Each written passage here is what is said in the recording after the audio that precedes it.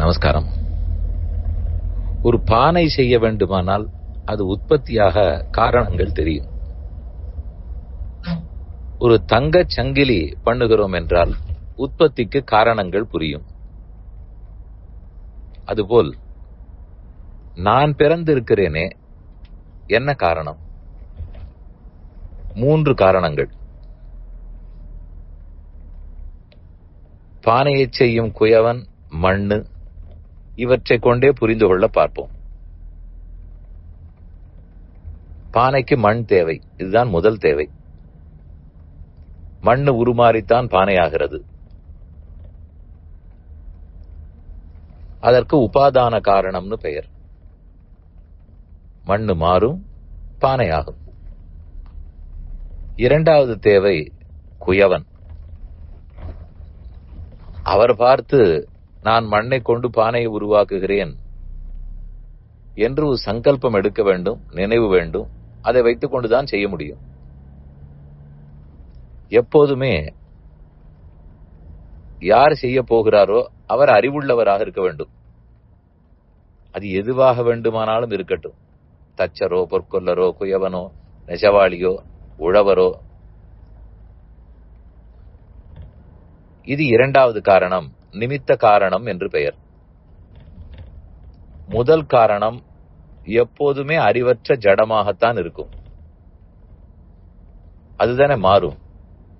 மரக்கட்டை மாறுகிறது, பஞ்சு மாறுகிறது, தங்கம் மாறுகிறது, மண்ணு மாறுகிறது. அதிலிருந்துதான் பொருள்கள் உருவாகும். அந்த மாறக்கூடிய எல்லாமே ஜட பொருள்களாகத்தான் இருக்கும். அது உபாதானம். அடுத்தது அறிவுள்ள ஒருத்தர் தான் மாற்றுபவராக இருப்பார்.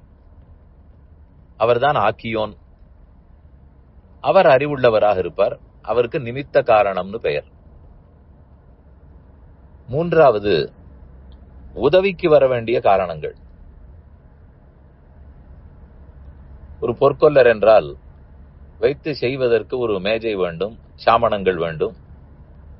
நெசவாளி என்றால் தறி வேண்டும். குயவன் பானையை பண்ணுகிறார் என்றால் சக்கரம் வேண்டும், ஒரு கொம்பு வேண்டும். இதுக்கெல்லாம் சககாரி காரணம்னு பெயர். உதவ போமவை. இதன் உதவி கொண்டுதான் அதை ஆக்க முடியும். இப்படி எந்த ஒரு பொருளும் உருவாவதற்கு 3 காரணங்கள் வேண்டும். இப்போது நம்மிடம் வருவோம். நாம் இந்த உடல் பிறவி எடுக்கிறோம். அது விலங்காக இருக்கட்டும், மனிதனாக இருக்கட்டும், தெய்வமாக இருக்கட்டும், இந்திரன், சந்திரன், குபேரன், தேவதைகள், மனிதர்கள், விலங்குகள், பறவைகள், எதுவும் இருக்கட்டும். இதற்கும் 3 காரணங்கள். இந்த மனித உடல் பிறந்திருக்கிறதே, ஒரு ஆத்மா தானே அதற்குள்ளே புகுந்திருக்கிறார். ஆத்மாவுக்கும் உடம்புக்கும் ஏற்படும் தொடர்பு பிறப்புன்னு சொல்லப்படுகிறது. அந்த தொடர்பு வெளிப்படுகிறது, அதுதான் பிறப்பு. அந்த தொடர்பு அற்று போகுமானால் இறப்பு. இந்த பிறப்புக்கு தான் 3 காரணங்கள்னு சொல்லுகிறேன். இந்த உடல் பிறப்பதற்கு முதல் தேவை உபாதானம். எது மூலப்பொருள்? நிலம், நீர், தீ, கால், ஆகாயம். இந்த 5 பஞ்சபூதங்கள். எப்படி குடத்துக்கு பானைக்கு மண்ணோ அதப்போல் நம் உடம்புக்கு இந்த 5 உபாதான காரணம். அடுத்தது இதுக்கு நிமித்த காரணம் வேண்டும்.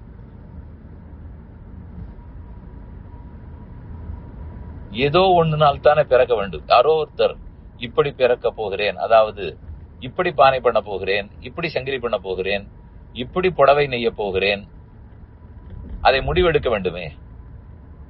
அதுதான் நம்முடைய கர்மங்கள். ரொம்ப நாளா சேர்த்து வச்சிருக்கிற பாவம், புண்ணியம், கர்மங்கள். நீங்கள் உடனே கேட்கலாம், அதுதானே நிமித்த காரணம்.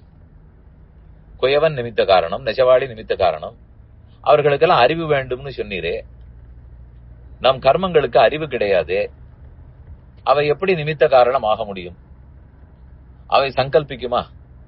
நான் இவனை பிறக்க வைக்கிறேன்னு கர்மங்களால நினைக்க முடியாதே.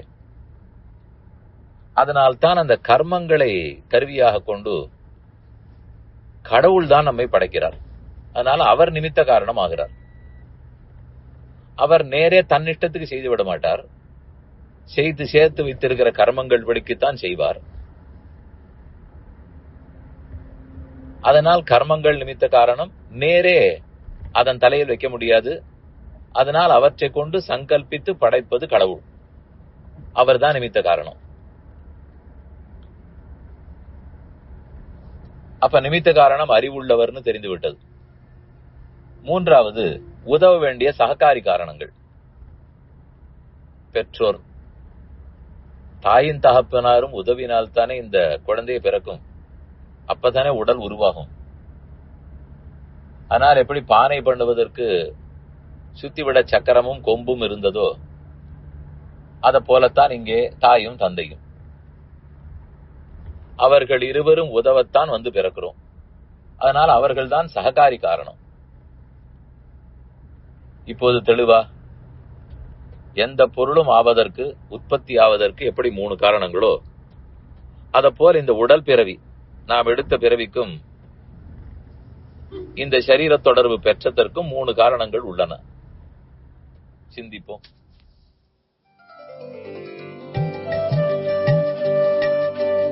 இந்த என் பணி ஆடியோவை உங்களுக்காக வழங்கியவர் வேலுக்குடி ஸ்ரீ கிருஷ்ணன் சுவாமி.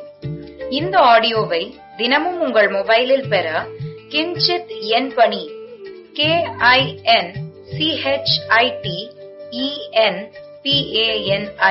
என்ற ஆப்பை கூகுள் பிளே ஸ்டோரிலோ அல்லது ஆப்பிள் ஐஸ்டோரிலோ டவுன்லோட் செய்து கொள்ளவும். தினந்தோறும் இது போன்ற உபன்யாசங்களை கேட்டு மகிழவும்.